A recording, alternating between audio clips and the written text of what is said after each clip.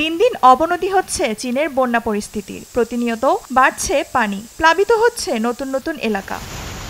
টানা ভারী বৃষ্টিপাত, বন্যা ও ভূমিধসে সবচেয়ে বেশি ক্ষতিগ্রস্ত হয়েছে দক্ষিণাঞ্চলীয় গুয়াংডং প্রদেশ। প্রবল বর্ষণে তলিয়ে গেছে বিস্তীর্ণ অঞ্চল, ক্ষতিগ্রস্ত হয়েছে ঘরবাড়ি, রাস্তাঘাট ও অন্যান্য স্থাপনা। একাধিক ব্রিজ ভেঙে পড়ায় বিপর্যস্ত যোগাযোগ ব্যবস্থা, বিদ্যুৎ বিচ্ছিন্ন 13,000-এর বেশি মানুষ। বন্যার পানিবন্দী মানুষকে উদ্ধারে শুরু হয়েছে অভিযান। এরই মধ্যে সরিয়ে নেওয়া হয়েছে 10,000-এরও বেশি বাসিন্দাকে।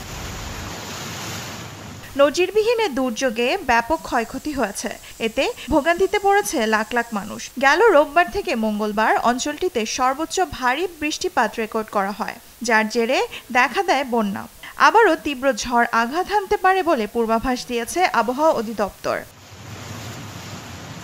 এদিকে মেক্সিকোর উত্তর পূর্বাঞ্চলেও দেখা দিয়েছে প্রবল বন্যা। বৃহস্পতিবার স্থানীয় সময় ভোরে অ্যালবার্তো নামের একটি গ্রীষ্মমণ্ডলীয় ঝড় আঘাত হানে। নিকটবর্তী সান্তা ক্যাতারিনা নদীর পানি বেড়ে তলিয়ে যায় বিস্তীর্ণ অঞ্চল। এতে বেশ কয়েকজন হতাহতের খবর পাওয়া গেছে। রোববার হেলিকপ্টার দিয়ে চালানো হয় উদ্ধার অভিযান। এখনও শত শত মানুষ আটকে আছে বলে আশঙ্কা করা হচ্ছে।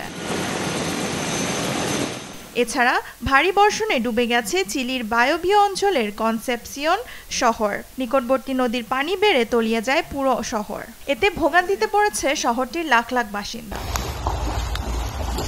অঞ্চলটিতে এরই মধ্যে ভারী বৃষ্টিপাতের পাশাপাশি প্রবল বাতাস, বজ্রপাত ও শিলাবৃষ্টির কারণে রেড অ্যালার্ট জারি করেছে স্থানীয় আবহাওয়া অধিদপ্তর।